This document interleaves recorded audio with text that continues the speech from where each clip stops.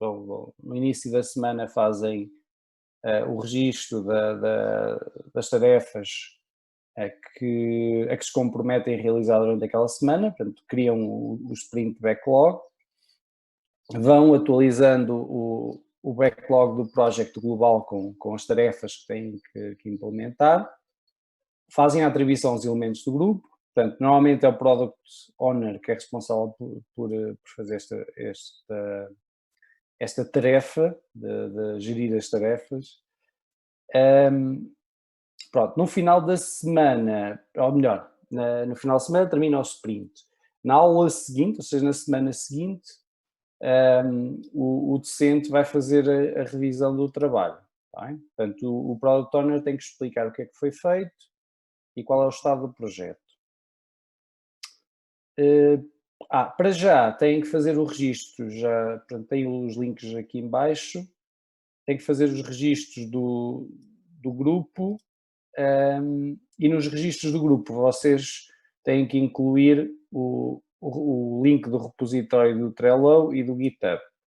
Okay? Têm que adicionar o docente como membro da equipa, portanto, exatamente como foi feito já anteriormente, em sistemas distribuídos, e acho que Engenharia Software 1, no ano passado. Acho que não há dúvidas relativamente a esta parte, pois não? Portanto, criar uma conta no Trello, no GitHub e a questão da gestão do projeto a ser obrigar a ter um plano no Trello e um Product Owner para representar a equipa. Regras de implementação. Portanto, fases primeiro ao registro do grupo, podem consultar os grupos já registados,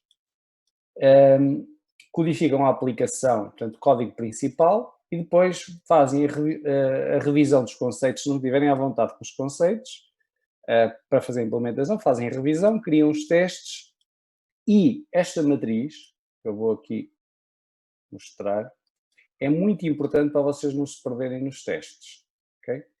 Já vou aqui fazer um switch.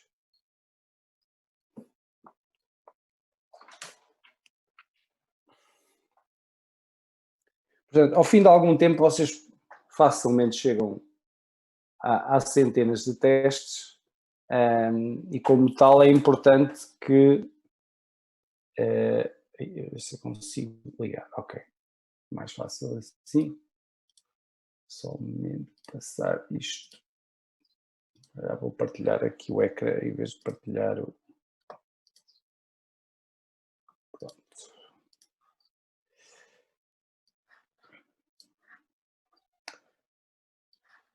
Ok, ao fim de pouco tempo vocês facilmente chegam às centenas de testes, e se não houver um documento auxiliar para não se perderem nesse processo, vocês deixam de conseguir perceber o que é que já implementaram, o que é que já cobriram em termos de testes.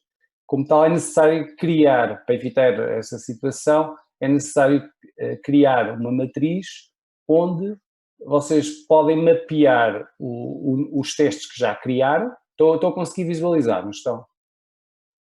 Sim, estamos. Sim. Então? Ui, o que é que aconteceu aqui com o som?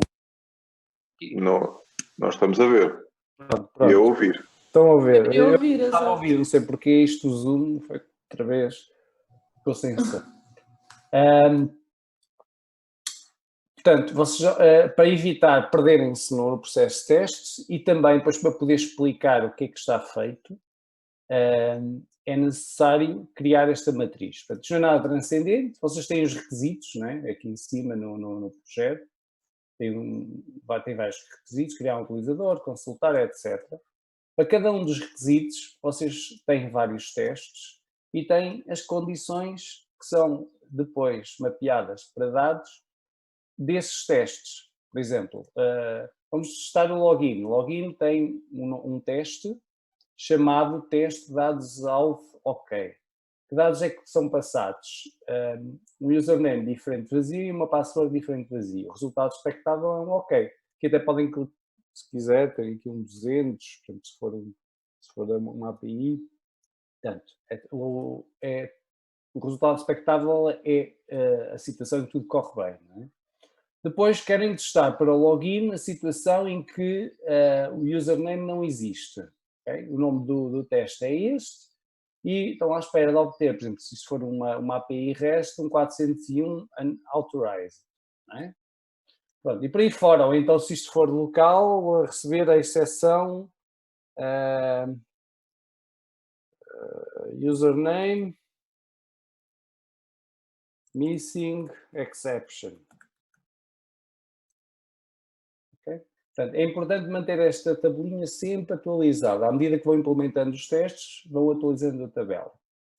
Vocês vão se dar conta ao fim de algum tempo que o processo de testes vai começar a ser conduzido só por esta tabela, porque têm tantos testes já ao nível da implementação do código que depois não conseguem situar-se mais tarde no processo de criação de testes. Está bem? Portanto, mantenham sempre esta tabela. Eu não sei se há dúvidas relativamente à tabela. Esta tabela depois tem que entregá-la, é importante, é um dos elementos fundamentais depois para fazer a avaliação do trabalho.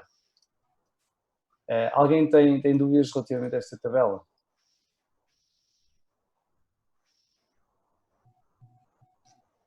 Esta tabela é muito utilizada, isto em inglês é Traceability Matrix, é uma tabela que é utilizada para fazer a rastreabilidade dos testes.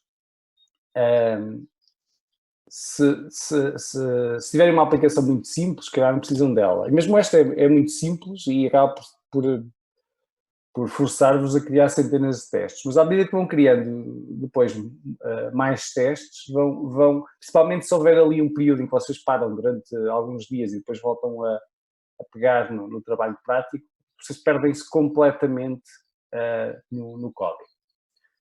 Ok? Não há dúvidas relativamente a esta tabela? Está claro. Não? Pronto, o que há mais aqui de importante? Pronto, vão ter que escrever um relatório e memória descritiva. O que é isto da memória descritiva? Eu depois vou fornecer-vos um modelo, mas o modelo vai ser um modelo muito simples, muito básico, porque a única coisa que vocês têm que fazer na memória descritiva é descrever o vosso papel numa página, não vos ocupa mais do que isso, se calhar nem tanto, se considerarem os cabeçalhos e as secções, não é? Os títulos das secções. Vocês vão descrever nessa página o que é que fizeram em termos de projeto individualmente. Isto é importante porque, sendo a avaliação feita unicamente em função do trabalho, tem que haver esta componente individual, é muito importante. Depois, esta memória descritiva vai também conduzir a vossa defesa, está bem? A vossa defesa individual. Portanto, o grupo está lá, mas a defesa é individual. Portanto, há a escrita do relatório, que é o relatório de grupo, não é? Global. O elemento mais importante do relatório é esta tabelinha. Esta tabela é extremamente importante no relatório. Vocês depois podem quebrá-la em várias tabelas ao nível do relatório. Por exemplo, podem quebrá-la por requisito. Às vezes um requisito pode ter 30 testes. Okay? Este requisito que aqui aparece só com dois testes, é um exemplo, desdobra-se em 30, às vezes 40, 50, depende da complexidade do requisito.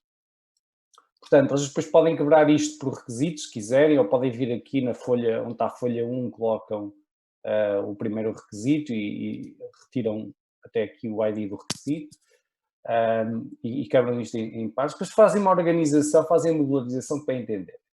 Agora, é importante é que esta tabela seja apresentada, não é só chapá-la lá, é preciso descrever a estrutura e o processo, a estratégia de testes que foi seguida. Por exemplo, se vocês vão utilizar white box, têm de descrever quais foram as zonas de código onde aplicaram white box e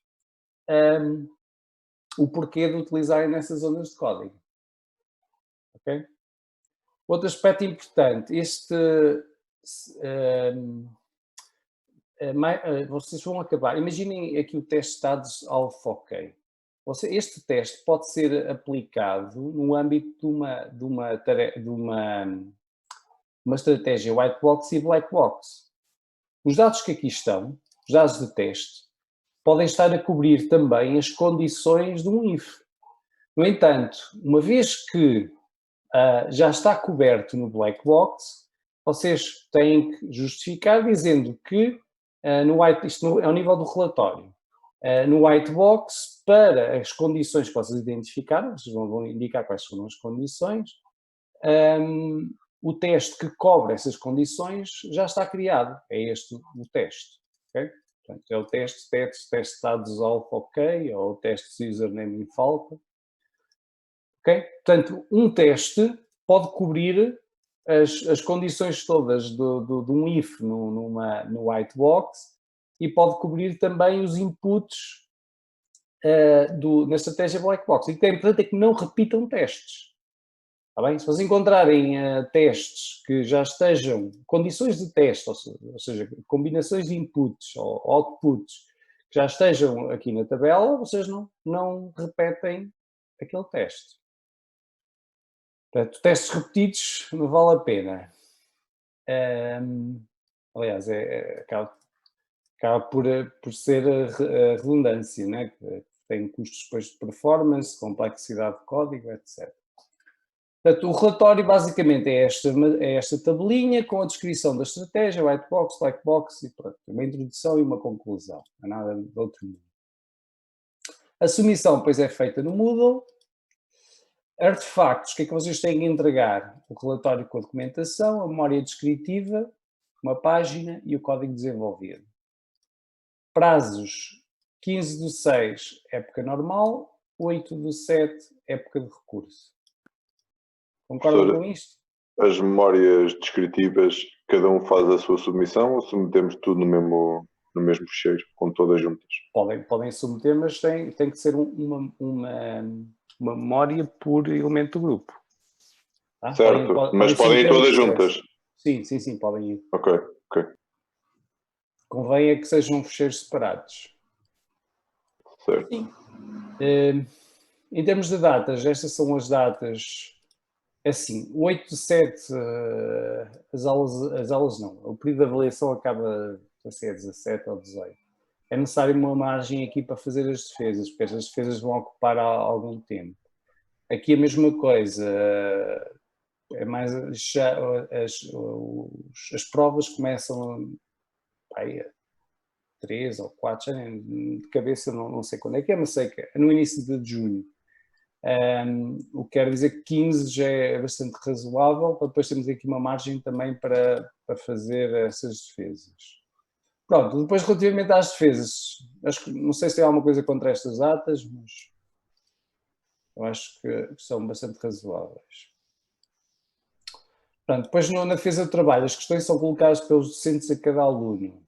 Portanto, cada aluno terá que defender o trabalho prático e durante a defesa o aluno tem que demonstrar o conhecimento teórico também para a realização do trabalho. Ou seja, não é só dizer que aplicou white box ali ou criou um stub naquele contexto. É preciso perceber o que é um stub, o que é uma técnica white box e porque é que ela está a ser implementada ali.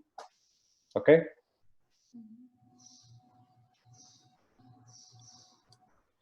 Ok, alguma questão que queiram colocar relativamente ao enunciado?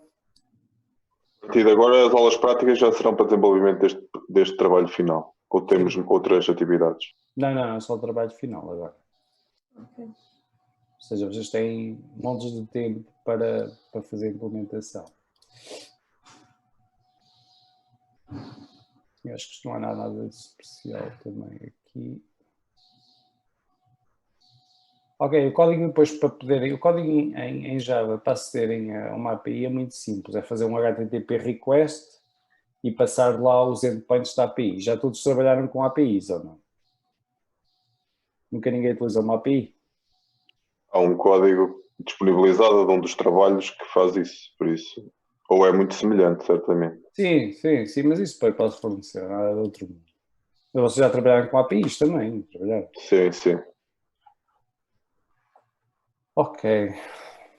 Não há mais dúvidas? Portanto, vocês depois aqui têm o API, portanto, têm aqui a documentação. Por exemplo, se vocês fizerem um HTTP GET passando aqui o API Users de page 2, segunda página dos utilizadores, vai-vos dar a resposta 200. Já sabem que tudo que seja 200 ou 200 e qualquer coisa é ok. A partir do 300 já são erros, não é? Portanto, vocês, a única coisa que têm que fazer é testar os inputs e testar os outputs que passam a API, portanto, utilizando particionamento e equivalência. Eu tenho aqui os gets do list users, de um único utilizador, de um utilizador não encontrado, aqui essa situação, 404. A única coisa, se vocês fizerem, se quiserem testar a API, por exemplo, imaginando que tem aqui,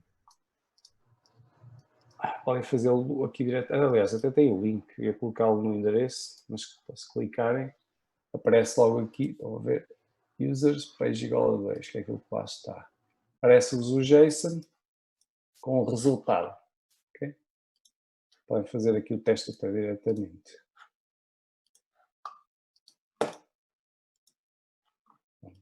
Só nos aparecem as mensagens de erro, aparece-nos o resultado. Ou seja, às vezes vocês têm que interceptar na resposta do request. Tá? Portanto, tudo aquilo que está no trabalho está aqui também a dar suporte ao nível do back-end. Portanto, fazer, por exemplo, criar um utilizador, atualizar um utilizador, embora o atualizar não esteja lá, mas se quiserem também faz parte, eliminar, registar o utilizador com username e password, fazer a autenticação, etc, etc. Tá? Mas essa é a segunda fase, primeiro tem que desenvolver a aplicação, a base do cliente.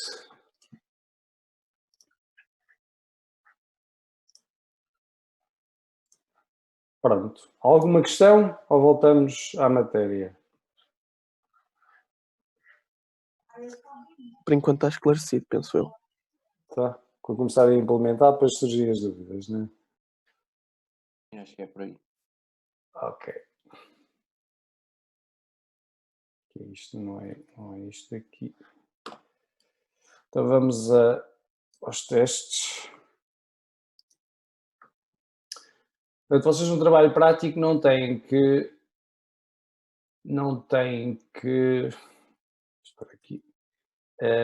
implementar testes de performance, codificá-los e testá-los na plataforma. A única coisa que vocês têm que fazer é definir o workload para aqueles testes, ou seja, fazer a distribuição dos pedidos, da carga, do que vamos ver agora, para 2 perfis de teste. Okay? Isto basta estar no relatório, essa informação.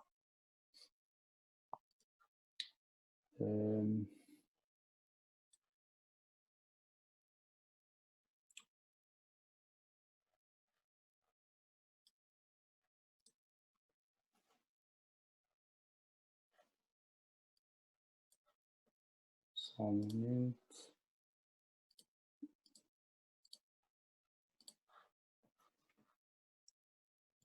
Pronto, nós ficámos a ver os problemas comuns ao nível das várias camadas de um serviço, nomeadamente, nós estamos a falar já de sistema em si, já não estamos a falar de aplicação. Num serviço com várias camadas, nós temos a base de dados, o web server, o servidor de aplicações, a rede, etc, etc. Não existem listas exaustivas com o tipo de teste que nós temos que fazer.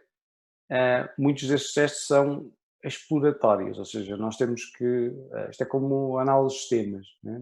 Quando fazemos análise de sistemas, não existem receitas. Nós vamos fazer a análise em função dos dados que temos e grande parte do trabalho depende da experiência do analista. E aqui é exatamente a mesma situação. Temos que saber quais são os problemas mais comuns, mas depois os testes que fazemos ao nível do sistema são sempre exploratórios. Quais são os desafios dos testes de performance? Muitas vezes não conseguimos replicar a infraestrutura ou pelo custo, embora as máquinas virtuais nos ajudem a fazê-lo hoje em dia, mas se tivermos uma infraestrutura para testes parecida com aquela que utilizamos para produção, nós podemos criar N máquinas virtuais, ter uma rede com características parecidas, etc, etc, e muitas vezes não é possível fazê-lo, porque o custo pode ser exorbitante. No entanto, isto depende depois de políticas de aquisição de serviços e material internos à empresa, portanto não depende de quem está a fazer os testes, do informático. O esforço aqui pode ser também considerável. Se nós esquecemos o custo, as configurações, muitas vezes, de um sistema de produção, que está em produção, é extremamente considerável. Ou seja, quem está a afinar os pormenores da rede, das configurações, dos descritores dos fecheiros nas máquinas virtuais, do firewall, etc, etc, muitas vezes não documenta estas configurações ao longo do tempo. Vai fazendo afinações. Isto é a mesma coisa que nós íamos fazendo afinações num carro, hoje em dia já é eletrónico, mas num carro tradicional podemos ir fazendo ali afinações aqui e acolá no motor e tal, mas se quisermos replicar mais tarde aquele estado, aquela condição, é extremamente complexo, porque nós já fizemos uma série de coisas naquele carro, naquela viatura, que não conseguimos replicar na outra. E aqui é exatamente o mesmo problema. Portanto, nós temos que ter em conta que é muito difícil a infraestrutura de testes representar infraestrutura de produção. Mas devemos fazer um esforço para não estar muito afastado, ok? Para reduzir a gap entre os dois. A identificação da causa dos problemas encontrados também muitas vezes não é fácil. Imaginando que nós na infraestrutura de produção conseguimos, ou melhor, na infraestrutura de testes, nós não conseguimos, numa versão da aplicação, manter o mesmo número de requests por segundo, o mesmo workload, descobrir qual é a causa do problema, se é um CPU, se é CPU, se é rede, se é o número de escritores que está de fecheiros e de sockets que estão a condicionar, ou se é outro problema qualquer, por exemplo, um driver que pode ter um bug, é extremamente complexo. Portanto, não existe também uma receita para isso, ok? Portanto, este é um dos desafios que também acaba por aparecer com muita frequência. Depois, o processamento do volume de dados recolhidos. Se nós quisermos verificar se os testes correram com sucesso naquela infraestrutura, temos que fazer o log de tudo. Ou seja, principalmente essa parte da identificação da causa dos problemas encontrados obriga-nos a ir aos logs e tentar perceber o que é que correu mal.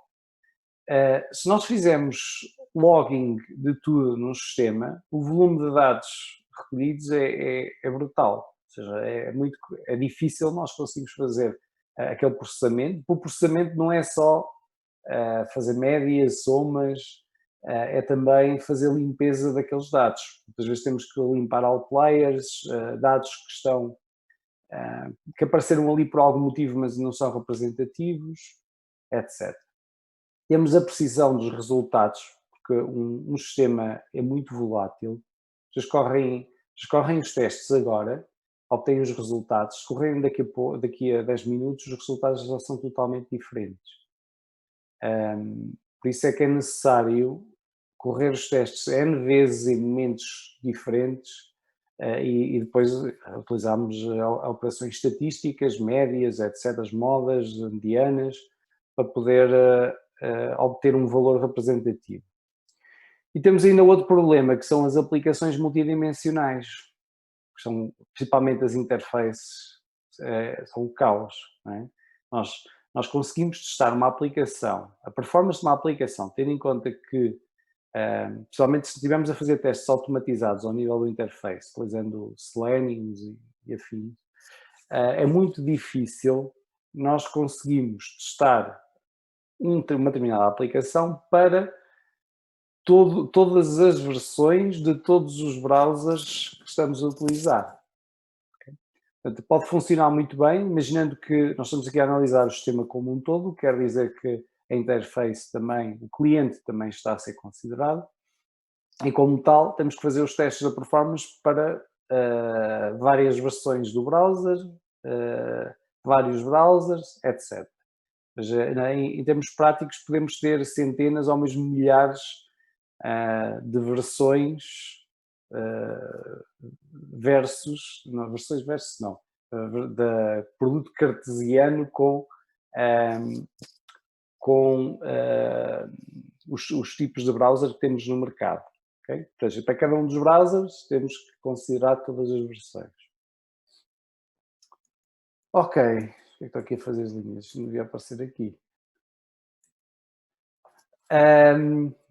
Estratégias de testes. Agora esta é a parte que diz respeito à configuração dos testes e é também aquilo que vocês têm que considerar no trabalho prático. Primeiro, distribuição do workload. Um workload é uma carga que nós impomos a um serviço, a uma aplicação. Essa carga pode, e na maior parte dos casos não é, pode não ser, e na maior parte dos casos não é, estável ao longo do tempo. Quer dizer que, já tivemos a ver, temos que fazer sempre, vamos considerar sempre um período inicial, a rampa, chamada rampa, para o quê? Falamos disto de novo. Warm-up. O warm-up Aquecer as cenas. Aquecer as cenas. Preencher a caixa. Etc. Exato. Ok. Este período de warm-up pode ser empírico ou vocês podem medir os tempos, por exemplo, dos requests, dos delays, de forma a perceber quando é que o servidor chegou àquele ponto de estabilização. Depois temos o steady state, em que mantemos a carga durante este período, e depois temos o ramp down. Esta parte aqui, o ramp down, não é muito comum, embora se faça isto, mas é unicamente para analisar o perfil, quando reduzimos o perfil da resposta do sistema, quando reduzimos a carga progressivamente. Mas o mais importante acaba por ser a primeira fase de warming up e do aquecimento, pronto, e a fase depois em que o sistema está estável. Depois temos que repetir os testes várias vezes, a hora diferentes, para confirmar os resultados. Isto porquê? Porque temos a rede, que muitas vezes não tem o mesmo comportamento ao longo do dia. Há momentos em que a rede pode estar mais congestionada, não pelo serviço que estamos a considerar, mas por outros fatores externos. E podemos ter também outros problemas associados que estejam indexados ao tempo, não é? Temporalmente. Considerar o warm-up, quando possível utilizar o histórico. Isto é muito importante. Nós podemos considerar pedidos. Imaginem, num cenário ideal, todos os pedidos eram iguais. Agora, o que é que nós vamos ter em termos práticos? Vamos ter aplicações com tipos de pedido, cada um deles com um perfil de execução na máquina totalmente diferente. Por exemplo, um pedido de autenticação requer muito processador. Porquê? Requer muito do CPU. Requer do CPU porquê? Porque, em vez de dar a resposta, porquê é que requer do CPU? Correr uma estrutura de dados, vai obrigar a percorrer uma estrutura de dados e... essa parte aí, sim, porque acede mas isso não é processador, isso é dados. Normalmente temos dois perfis básicos, data intensivo do ponto de vista dos dados, intensivo do ponto de vista do processamento. E aí sim, é intensivo do ponto de vista de dados, poderá ser ou não, porque uma tabela de utilizadores nós até podemos guardar numa cache, em memória, não é nada por aí além. Mas pronto, aí podia ser. Mas mais do que isso, em termos de processamento, porque é que um pedido de autorização é exigente? Da autorização, da autenticação e da autorização também. Depois quando queremos aceder a um recurso. Porque como é que funciona um request para autenticação? Obriga-nos a ir para uma tabelinha, não é? Uma tabela para correr e ver quais são as autorizações. E depois o que é que enviamos para o cliente? Um sim ou um não. Um cookie, por exemplo. Pois, um hash. Um cookie. Temos que pegar na informação, sim. Não é um hash, não pode ser um hash. Um token não é um hash, normalmente.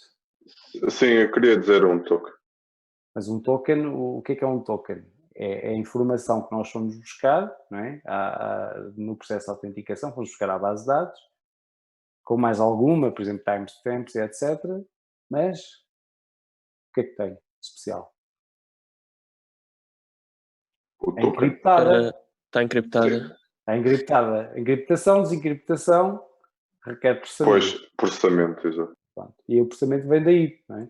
E a autorização é a mesma coisa, porque se temos um serviço, o servidor tem que, se temos um recurso qualquer da web, assumindo que é uma aplicação web, o servidor tem que receber esse token, desencriptá-lo, se conseguir desencriptá-lo com a password que só ele conhece, não é? Os dados estão visíveis e pode validá-los. Se não conseguir desencriptá-lo, quer dizer que aquele token não é válido, porque só o servidor é que conhece a password para encriptar e desencriptar. Não é? O cliente é sempre o indivíduo que vai carregar, é um caretaker, não é? Não sei se lembra do padrão de desenho. É o caretaker que vai unicamente tomar conta daquele token. Ok? Portanto, se tivermos um pedido de autorização, de autenticação, nós temos um perfil de execução. Muito CPU, em termos de dados, quase nada. Se tivermos um pedido para fazer listagem de todos os clientes, para ir buscar todos os clientes, nós vamos aceder à base de dados, vamos precisar de muitos dados da base de dados. Aí também pode ter um perfil em que se utiliza muito CPU. Porquê? Se a base de dados for SQL... Se tiver informação de várias tabelas. Mas não esqueçam, estou a ver o problema da perspectiva Depende do servidor, processador. não é da base de dados. A base de dados é outro elemento à parte, mas também é importante. O motor da base de dados no SQL versus SQL, por exemplo. Se for SQL, vai requerer mais... Se a base de dados for SQL, vai requerer mais o quê? SQL requer mais processador. Se a base de dados for não SQL, os dados são guardados em que formato? Não SQL, texto. Diretamente JSON, String. não é? JSON. Depende do documento, sim. Mas pronto, depende do documento, mas na maior parte normalmente é JSON. É JSON. Se a base de dados for SQL, está guardado num modelo relacional, não é? Numa estrutura relacional. Sim. O que quer dizer que o servidor tem que criar o JSON a partir dos dados que vêm da base de dados, certo? Exato. Processamento. E processamento aí pode ser intensivo, se for uma listagem, aí estamos a falar, não é? Se for uma base de dados não SQL, é direto. Leitura, vai logo para o cliente. Pode haver alguma transformação, mas é mínima. Ou seja, todos estes perfis de execução obrigam a que o workload seja definido como uma combinação de tipos de pedido. Ou seja, nós temos, quando definimos o workload, temos que dizer o quê? Temos que dizer que 30%, por exemplo, 30% dos pedidos são autenticação. Okay? 20% são listagens de utilizadores. Okay? E 50% são registros de utilizadores. Okay? E agora, como é que nós submetemos o nosso serviço, o nosso sistema, a esse workload? Já agora, se quiserem curiosidade em inglês, o sistema que estamos a considerar para teste chama-se SUT, né? System Under Test, o sistema que está sobre teste, a ser testado. Né? Como é que nós submetemos este sistema a este workload? Temos que ter a proporção em percentagem de máquinas, de pedidos em simultâneo para considerar cargas. Sim, quer dizer que nós vamos buscar progressivamente pedidos dos vários tipos, tendo em conta esta distribuição. Quer dizer que 30% das vezes ele vai buscar pedidos de autenticação, 20% deste tipo, 50% daquele tipo. Okay? Claro que não são seguidos, não vai buscar primeiro todos os de autenticação, todos deste tipo e todos do outro. Não é? Então, vai buscar, não é aleatório, porque há aqui é chamado bias, não é? Aqui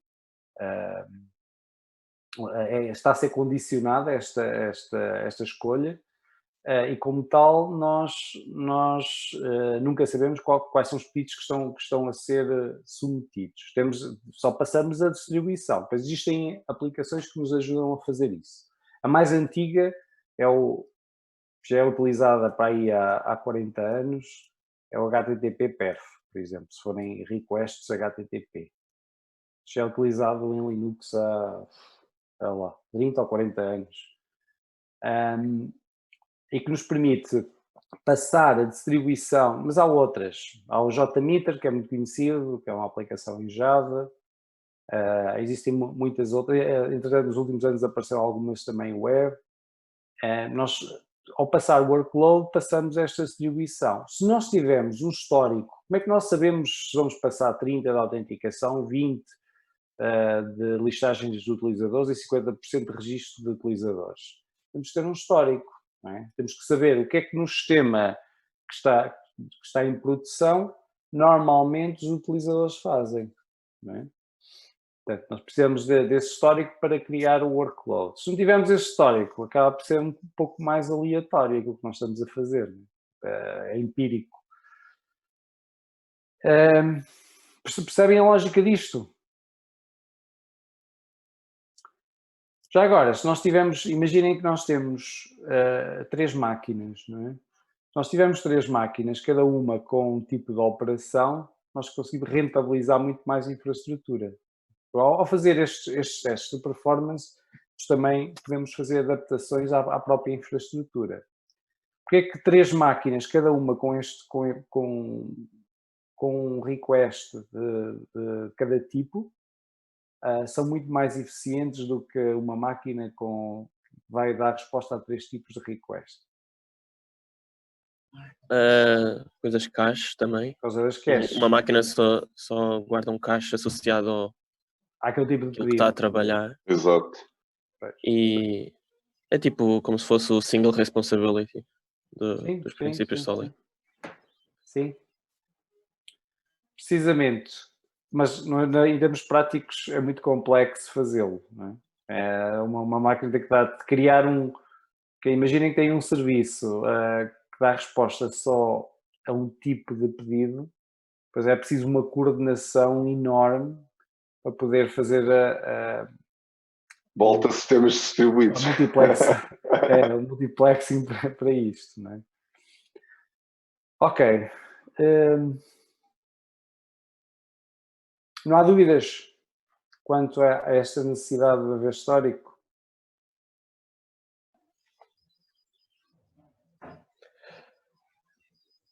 Parece que não. Portanto, como é que nós obtemos então o tal modelo? Portanto, para termos um histórico, para criarmos um modelo do workload, é necessário ter este histórico. Como é que conseguimos obter um modelo fiável? Nós fizemos login de tudo e os dados de login hoje em dia excedem várias ordens de grandeza os dados que a aplicação gera. Portanto, a informação acerca do utilizador que vai desde o click streaming, ou seja, que faz o registro de todos os sítios onde vocês clicam no ecrã, até a erros de sistema, erros individuais da aplicação, operações que vocês executam, etc, etc. Portanto, tudo isso é informação que depois vai ser processada para identificar não só aqui o modelo do workload, mas também há outras operações também importantes neste âmbito, nomeadamente definir perfis do utilizador, saber quais são as funcionalidades que eles utilizam, mais, etc, etc. Mas temos que filtrar esses dados para obter informação relevante para definirmos o workload. Portanto, nós temos que monitorizar os utilizadores, todas as operações que eles realizam. Temos que identificar sintomas de falha, ou seja, sempre que houver uma exceção, neste caso um HTTP response superior, maior ou igual que 300, ou tempos de resposta elevados, nós temos que identificar os sintomas de falha. Portanto, é extremamente importante perceber, por exemplo, como é que o sistema se comporta com um determinado workload, e para isso nós temos que analisar a resposta do sistema a esse workload. Depois de termos esta informação, saber como é que ele se comporta para determinados perfis, criamos então a simulação para todos os cenários. Esta simulação é mais do que definimos o tal workload para cada cenário possível. Portanto, imaginem que querem fazer um teste de robustez, já vamos ver a seguir. O teste de robustez tem que levar o sistema acima da sua capacidade máxima. Como é que vocês sabem qual é a capacidade máxima do sistema? É o ponto a partir do qual os tempos de resposta são inaceitáveis ou começam a aparecer erros em termos de request. Os tais 300 e qualquer coisa, 400 e qualquer coisa, os 500 e qualquer coisa. O processo de modulação também obriga à calibração. Já vamos ver o que é isto da validação e calibração. Vamos ver o que é isto da validação e calibração. Caracterização do workload. Temos que identificar as transações-chave. Quais são as transações-chave? No caso dos requisitos, por exemplo, do trabalho final, é o inserir o utilizador, é a listagem de utilizadores, etc, etc. Portanto, este tipo de transações são aquelas que temos que caracterizar, porque vão fazer parte do workload. Depois, a distribuição do workload, que nós estivemos a ver há bocado. Portanto, não só a distribuição daquelas transações, mas também do número de requests ao longo do tempo. Okay? Nesta distribuição nós temos está em 50% de requests do tipo 1, 20% de requests do tipo 2 e por aí fora. E temos também o número de requests ao longo do tempo. Não tem que ser este perfil, pois podemos ter outros perfis diferentes deste. A rampa convém que exista sempre, tem que existir sempre, obrigatoriamente, mas depois ao longo do tempo podemos, por exemplo, ter picos. Portanto, há outros perfis que também temos que considerar. E os KPIs, sabe o que é que isto quer dizer? É um termo muito utilizado para medir a performance de alguma coisa. A performance de um funcionário, a performance, hoje em dia é muito comum nas empresas, na gestão, utilizar-se KPIs, a performance de uma máquina, a performance de um serviço, de um sistema. O KPI significa Key Performance Indicators, e é um termo muito comum, não só na gestão, mas também na informática. O que é que são os indicadores de performance? São as métricas que nos permitem saber se o sistema tem uma boa performance ou uma má performance.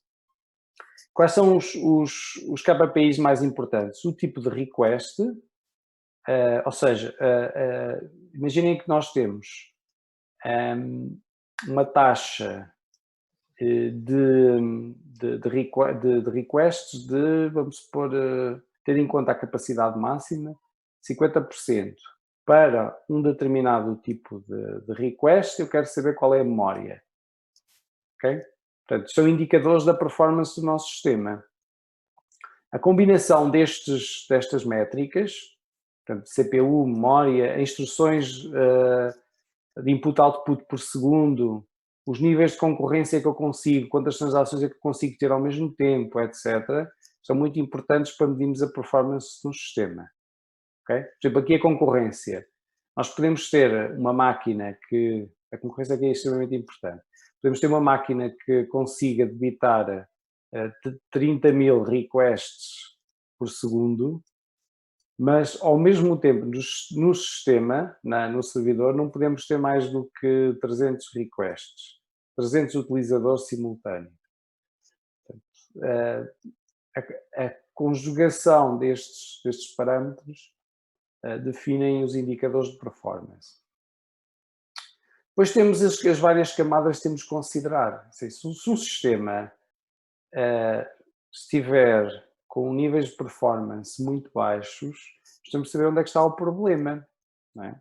Então, temos que fazer testes individuais a cada uma das camadas. Será que o problema está na base de dados? Está no servidor de aplicações? Está no servidor web? Está no cliente? Por isso é que também a criação de estruturas de integração contínua, ou seja, desenvolver uma aplicação, fazer pequenas alterações e depois testar, é muito importante, porque se nós fizermos uma pequena alteração no servidor de aplicações, alteramos o código de uma feature qualquer, e depois testarmos, corrermos os testes na infraestrutura de testes, se algo correr mal, ou seja, se os KPIs que nós estamos a analisar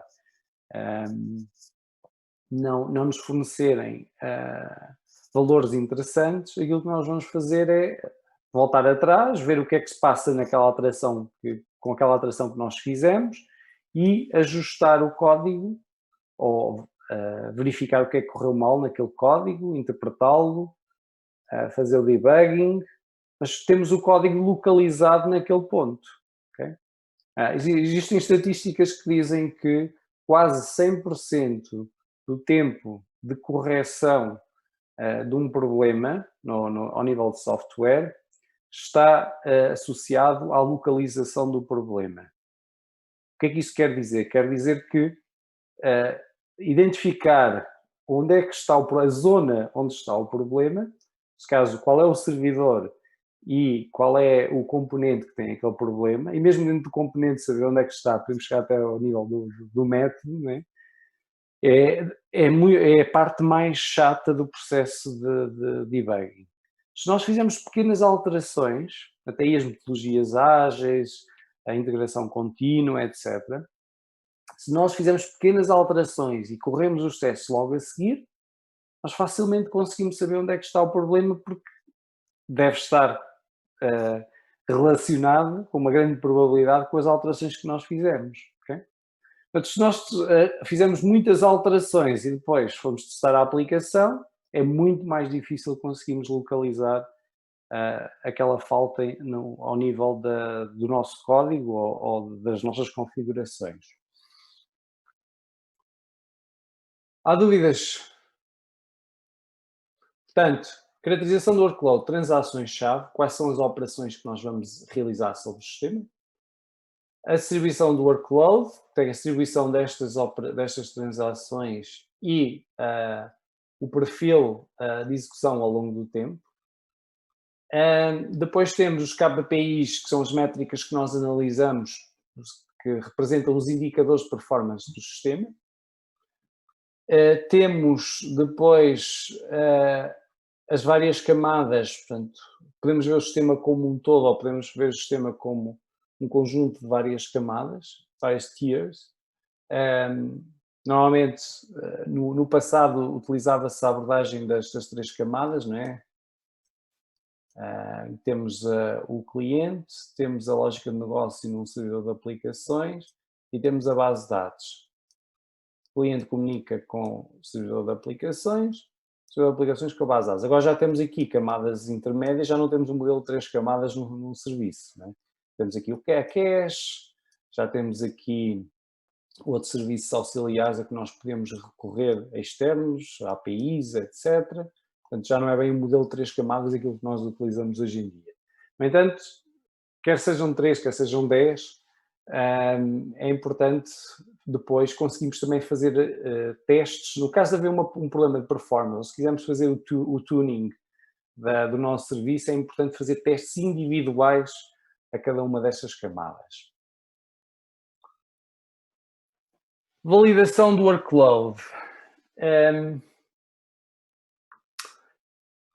Como é que nós validamos aquele workload? Ou seja, como é que nós sabemos se aquele workload é representativo, está associado a uma situação, por exemplo, vamos supor que estamos a fazer testes de performance ao sistema com uma carga muito próxima do limite do sistema. Como é que nós sabemos se aquela carga no nosso workload está a levar o sistema ao limite, se está a impor o volume de dados e o número de requests suficiente para chegar a esse ponto, se está a exceder com limites, está a criar muitos requests com delays inaceitáveis, etc. Temos que fazer a observação, não é? Temos que impor, temos que submeter o sistema que está a ser testado, o tal SUT, System Under Test, a um determinado workload, e temos que observar se os requests que estão a ser executados conseguem ser executados com sucesso e se o volume de dados idem aspas. Okay? Depois temos que ver também, fazer uma análise dos recursos. As métricas mais importantes acabam por ser sempre aquilo que nós vimos ao nível do servidor, do throughput, né? O servidor tem número de requests que consegue processar por segundo, a latência do lado do cliente e depois os recursos do sistema, que são os níveis de CPU, a memória e as instruções input-output, nomeadamente o acesso ao disco. Okay? Se nós estamos a chegar ao limite, normalmente até o sistema operativo nos fornece já uma percentagem do limite em termos de acessos, a percentagem de utilização da largura de banda, por exemplo, no acesso a um disco, portanto, quando estamos a fazer operações de input-output. Portanto, nós temos que analisar sempre estas métricas. Portanto, imaginando que vocês não conseguem ultrapassar os 300 requests por segundo, o que é que está a correr mal? Se verificarem que o CPU está a 100% constantemente, olha, falta CPU, portanto, o CPU não é suficiente. Certo? Se porventura verificarem que o CPU está no 100%, mas a memória também está a quase 100%, isto quer dizer que o CPU, se calhar, não é o problema, mas a memória, que está a fazer o tal starvation, né? Está a fazer swapping de páginas para disco. Portanto, se verificarem que as instruções o número de instruções por segundo está no 100%, quer dizer que um disco não é suficiente, vão precisar mais do que um. Portanto, a utilização de recursos é extremamente importante quando fazemos uma análise do workload, do impacto do workload no sistema. Temos que fazer sempre esta validação. Quando existem bottlenecks, portanto, é a tal operação, também podem existir ao nível do SCBD, do servidor de aplicações, para saber onde é que estão os problemas. Pode não ser daquela máquina só, pode ser de outras máquinas que estão ao nível depois ou do servidor, ou do servidor de aplicações, do web, no servidor da SCBD, de base de dados, servidor de aplicações, servidor web, servidor de cache, etc. Onde é que está o gargalo no sistema? O que é que está a condicionar a performance? Portanto, isto é um dos aspectos também importantes, nós perceber onde é que temos o gargalo do sistema. Né? Se for uma aplicação que requeira muito da rede, portanto, normalmente streaming de vídeo. No streaming de vídeo, o bottleneck está quase sempre na rede. Se vocês colocarem um processador numa máquina a dar resposta a pedidos de streaming, vão se dar conta que o bottleneck vai ser sempre a rede. A não ser que tenham, pode ser, se tiverem um sistema com, se conseguirem requisitar a rede suficiente, num sistema, por exemplo, já com não sei quantos megabits de rede, aí o bottleneck podem ser os dados. O processador nunca é. Os dados, quando eu falo em dados, falo no acesso aqui ao disco. O bottleneck pode ser também pode estar nos dados, nos recursos que dão resposta aos pedidos de dados, nomeadamente o disco. Tudo depende depois da configuração do sistema.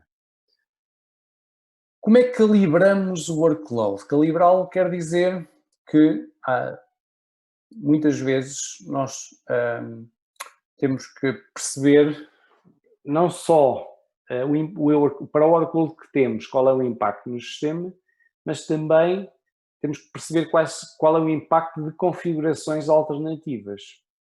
Para isso vamos analisar os fecheiros de log e perceber então o que é que está correto, o que é que está incorreto, o que é que está a acontecer no sistema, que vimos há pouco. Ajustamos a quantidade de distribuição de utilizadores, no caso de acharmos que aquela distribuição ou aquela quantidade não é possível, portanto, não é possível ter aquele workload naquele sistema.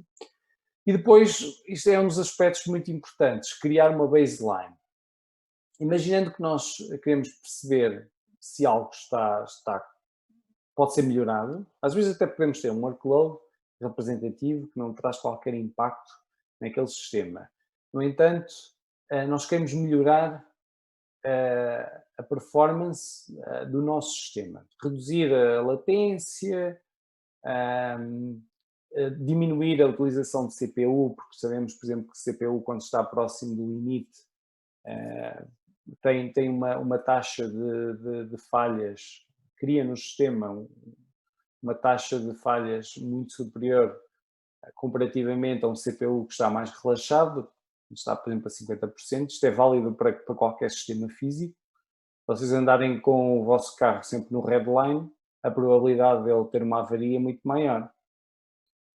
Se tiverem um motor 1200 no carro e levarem o carro, portanto, andarem sempre a 150, aquele motor vai ter uma probabilidade de falha muito superior a um motor num carro que tem 2500 de cilindrada e anda à mesma velocidade. Não é?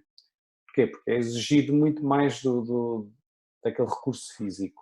E isto acontece também na informática. Um processador que tem uma taxa de utilização, anda ali perto de 100%, obriga a máquina a consumir muito mais energia, tem esse impacto também. E para além disso, a probabilidade de falha é muito maior. Okay?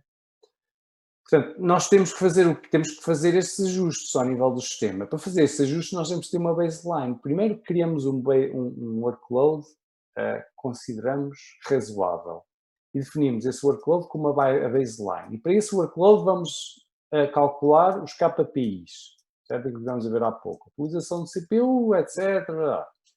Depois o que é que vamos fazer? Vamos arranjar configurações alternativas e vamos comparar os KPIs destas configurações alternativas, ou seja, a utilização de CPU, etc., com a nossa baseline.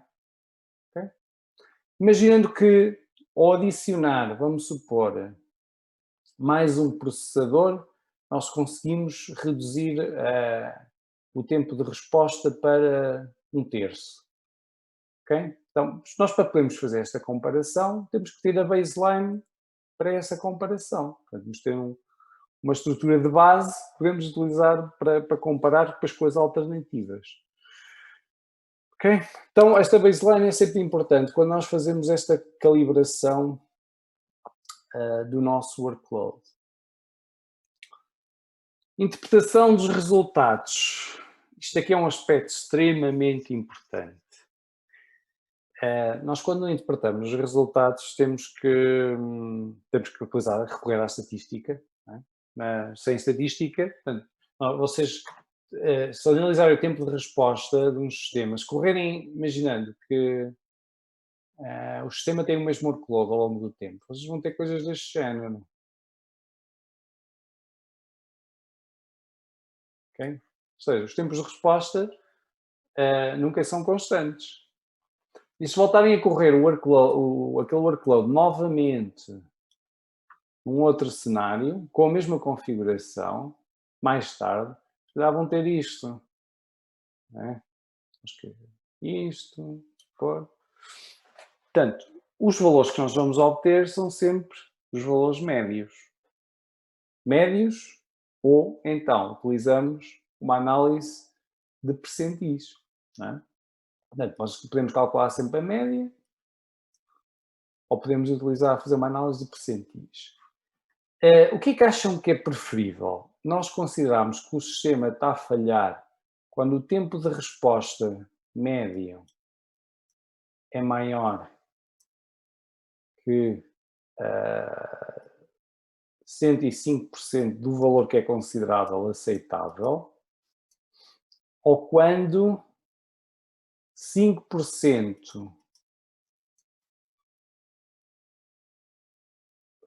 vamos por assim, 95%, vamos fazer ao contrário,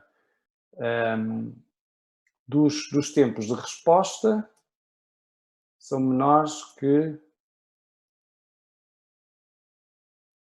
95% do tipo, 95%, vamos fazer, isto vai complicar a percepção disto. Vamos colocar, se calhar,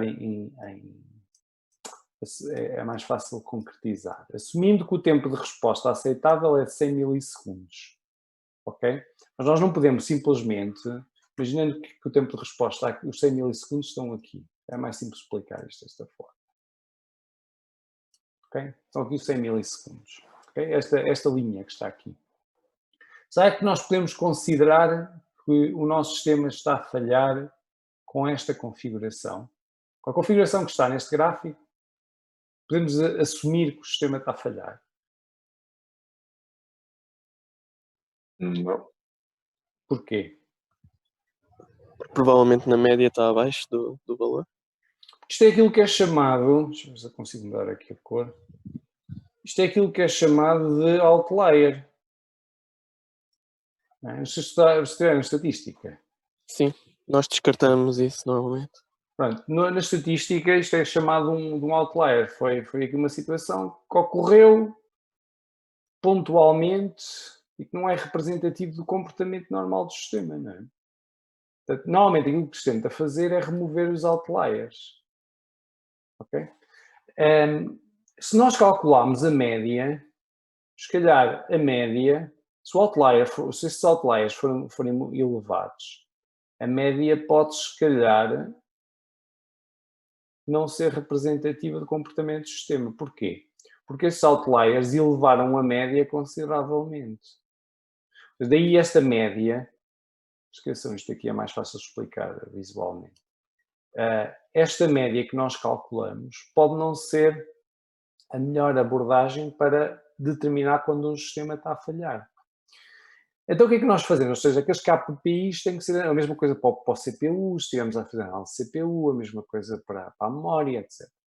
Aqueles KPIs que nós utilizamos para identificar, para poder medir a performance do sistema, podem não ser os mais indicados, podem não fornecer diretamente a informação que nós precisamos para poder determinar se o sistema está a falhar ou não, ou se podemos melhorar a performance fazendo ajustes ao nível do sistema. Não esquecer esta parte aqui, é mais fácil visualmente. O que é que normalmente se faz? Descartamos uma percentagem destes requests, aqueles que estão mais elevados. Sabem o que é uma mediana, não sabem? Ou não?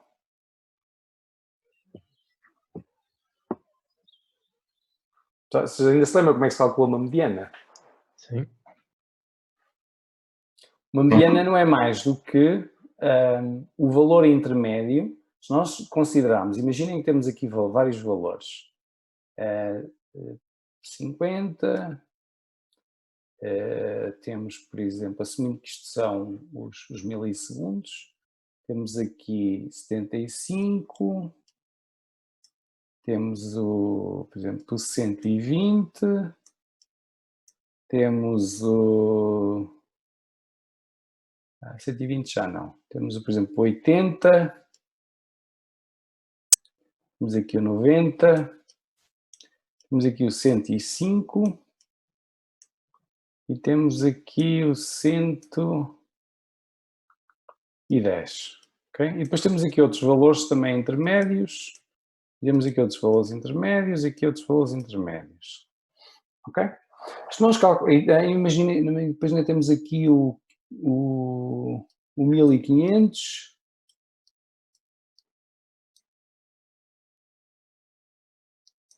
Ok, basta isto. Se nós calculamos uma mediana, não é mais do que o valor, se nós pegarmos nestes valores e os ordenarmos, não é mais do que o valor que está no meio desta lista ordenada. Okay? Quer dizer que provavelmente íamos obter, onde é que ele está? Provavelmente íamos obter um valor aqui, podia ser por exemplo 90. Não sei quantos valores é que estão ali, mas pronto. O valor intermédio dentro de uma lista de valores ordenados é a mediana. Okay? Agora, a média o que é que nos dá? Dá-nos a média dos valores, caso não é ponderada, ou seja, pode-nos perfeitamente dar um valor aqui, okay? No meio. O que é preferível para medir a performance? A mediana ou, já vamos ver que ainda há outras alternativas, ou a média? Eu diria a média. Eu diria a média, não sei porquê. Não, porque a média... O mais baixo é a mediana. Então vamos ver aqui um cenário. Bom, este 1500... A média vai ser considerada, vai ter em consideração 1500, a mediana não. A média vai considerar este 1500. Ou seja, se aparecer um único valor a 1500, ou seja, acima, consideravelmente acima do 100, esse valor vai afetar a média do tempo de resposta, certo? Ou seja, é o suficiente para a média do tempo de resposta, por exemplo, ir para 300. Isto é uma questão depois de contas, não vamos estar aqui a fazer contas, mas um único valor pode afetar logo a média global. Para evitar, isto é um outlier, não é? Para evitar esta situação, é preferível utilizarmos a mediana. Porquê? Porque a mediana exclui esses outliers. Okay? Depois podemos, para além de utilizar os percentis. A mediana é o percentil 50. Okay? Isto não dá para ver muito bem. A mediana é o percentil 50. O que é que isto quer dizer? Quer dizer que é o valor do meio. Só fizemos a ordenação, o valor do meio é o 50. Muitas vezes aquilo que se faz é utilizar, por exemplo, o 95. O que é o 95? Se pegarmos nesta lista de valores ordenados, é o valor que está a 95% do fim da lista. Ok? Por exemplo, assumindo que temos 100 valores, é o valor 95. Ok? Claro que depois, se tivermos mais, é em proporção. O que é que isto nos permite obter? Permite-nos obter apenas um valor que já não é considerável outlier, mas é o mais alto daquilo que da lista que empiricamente não tem outliers. O que é que nós estamos a fazer? Estamos a excluir os 5% dos valores mais altos. Okay? Aquele 5% de valores mais altos desaparecem. Por exemplo, assumindo aqui que isto representa 5% dos valores, isto desaparece. Okay? Daí serem utilizados percentis para remover estes outliers. Então, como é que nós especificamos os tempos de resposta? Se 95% dos pedidos tiverem um tempo de resposta menor que 100 milissegundos, ok. A nossa validação é feita em função, a nossa validação dos KPIs é feita em função desta métrica, ok? A mesma coisa para o CPU. Nós não queremos que o CPU esteja muito próximo de 100%. Nós podemos dizer, em vez de determinar o CPU médio, vamos também pelos percentis. Podemos dizer que o CPU, se 95% do tempo o CPU tiver uma taxa de utilização inferior a 80%, é aceitável. Okay? Portanto, as médias não são utilizadas por esse motivo. Tá? Conseguem perceber isto? Ou não? Sim. Sim. Imaginem, conseguem perceber as medianas? Sim, sim. Certeza? Todos? Eu percebo. Sim, sim, eu também. Não falo por todos. O que é isto? Carreguei aqui no botão errado. Ok. Não há dúvidas. Não se esqueçam depois, quando fizerem a definição do workload, têm que considerar também a forma como vão definir os KPIs e a forma como vão avaliar os KPIs. E aí vocês têm que ter em conta estes aspectos. Okay? Nomeadamente a utilização de uma métrica. Assim, o 95 é um valor utilizado com muita frequência, mas, por exemplo, se nós acharmos que 95 não é suficiente, também podemos considerar os 99. Se considerarmos 99%, excluímos 1% dos 1% de outliers. Também pode ser utilizado, não é? Portanto, nada garante que seja 95, é empiricamente utilizado. Não quer dizer que haja matemática por trás disso, é porque há uma forma comum de fazer a representação dos limites dos KPIs. É utilizado neste contexto, não é? No contexto destas medições. Agora, não quer dizer que não seja possível 99 ou 90. 90 já é um bocado abaixo. Não é a melhor abordagem. Mas aquilo que é importante que percebam é que, por exemplo, a média não é a melhor abordagem. E dão-se conta quando estão a fazer depois a implementação, porque há requests, já aconteceu. Se vocês tiverem um timeout de 30 segundos para um request, às vezes acontece que haja por algum motivo um request pendurado no servidor e o tempo de resposta seja o máximo, que é os tais 30 segundos. Okay? Porque há timeout, houve timeout, mas vocês têm que considerar o tempo de resposta do timeout, que são esses 30 segundos. Esses 30 segundos, depois de serem considerados numa média onde o limite é 100 milissegundos, têm um impacto brutal nos resultados. Okay?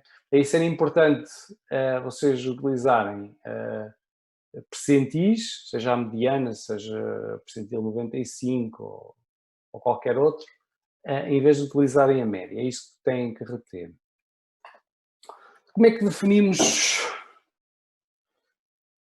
Já é uma? Já é uma. E a aula acabava ao meio-dia ou eu estou enganado? Então, que horas é que acabava a aula hoje? Eu acho que era ao meio-dia, mas posso estar enganado. É meio-dia. Ei, com que? Não se posso dizer nada. Agora acabamos a matéria. Isto é impressionante, pá. Ou vocês já estão a comer, ou não percebo que ninguém diz nada. Hoje é o meio-dia e meio, pois é. Já adiantámos. Está bom. Já dá. Pronto. Depois falamos disto na próxima aula. Do resto. Está bem? Está bem, então. Bom almoço a todos. Bom almoço. Até logo. Até logo. Tchau. Até logo.